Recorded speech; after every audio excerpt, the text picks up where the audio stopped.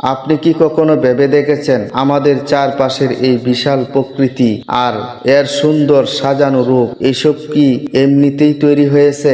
না, বরং এর প্রতিটি ধুলুকণায় লুকিয়ে আছে মহান আল্লাহর অসীম ক্ষমতা। নবী করিম সাল্লাল্লাহু আলাইহি ওয়াসাল্লাম বলেছেন, তোমরা আল্লাহর সৃষ্টি নিয়ে চিন্তা করো, কিন্তু তার সত্তা বা আকার নিয়ে ভেবো না, কারণ আমাদের এই ছোট মাথায় তার মহান রূপ কল্পনা করা কোনোভাবেই সম্ভব নয়। প্রকৃতির এই শান্ত রূপ আমাদের মনে করিয়ে দেয় আমরা কত ছোট আর আমাদের সৃষ্টিকর্তা কত শক্তিশালী ও নিপুণ কারিগর। তার চমৎকার পরিকল্পনা ছাড়া এই পৃথিবীর কোনো কিছুই এক মুহূর্ত টিকে থাকতে পারত না। তাই যখনই প্রকৃতির মাঝে হারাবেন, তখন সৃষ্টির মাঝেই স্রষ্টাকে খুঁজুন, অন্তর থেকে একবার অন্তত বলুন সুবহানাল্লাহ, হে আল্লাহ, আপনি এইসব উদ্দেশ্যহীনভাবে সৃষ্টি করেননি।